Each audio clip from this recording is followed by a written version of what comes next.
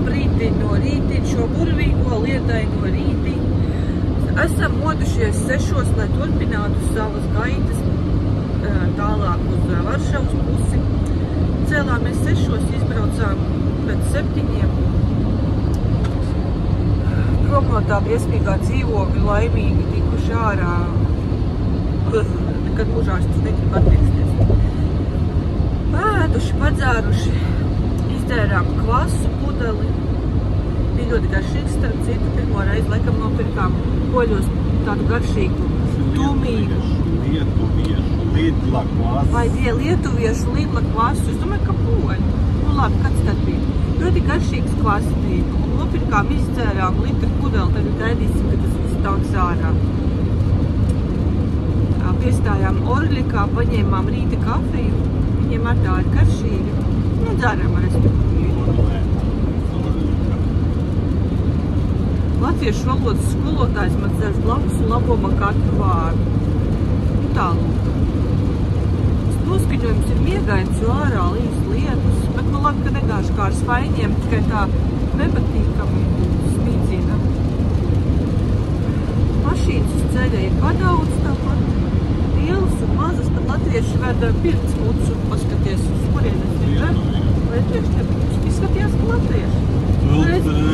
Es neesmu pamodusies, es vēl guļu. Sapņoju. Tā.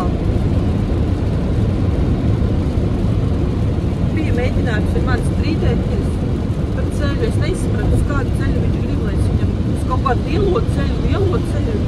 Man padomāt, ka es esmu tāds pilnīgs kukulais, ka liktu braukt uz Varšavu par tiem mazajiem lauku ceļiem, kurus 70 jābrauc. Protams, ka es taču apjāts, ka vajag lielo šoseju atrast.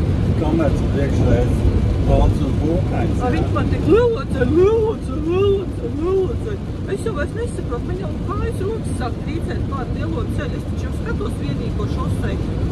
Es nezinu, nervu čupā. Pirmā diena knap pagājas, jau nervu čupā jau jādzer nervu dāvas. Tā mēs te braucam. Lietus līdz par cik, ja? Suncim nācās uz komandu visu darīt. Viņš visu komandu 3 pakčurāja, pakakāja, tā kā malacis beigais malacis. Nu, tikai to paklausību galīgi neiet. Nu, tā neklausīja. Visu laiku staigā, skrib. Pilnīgi nervu čupā. Nav ne gulēts, ne nekā. Visu laiku klausies, kā viņš pārvietojās. Tad tik visu laiku nāk un pabaksta tev, vai tu vēl guli. Visur no pakaļas. Es paņēmu putekļu sūcē, viņš to arī tagad apēst taisās. Nu, neļauna iztīrīt to dzīvokli nekā.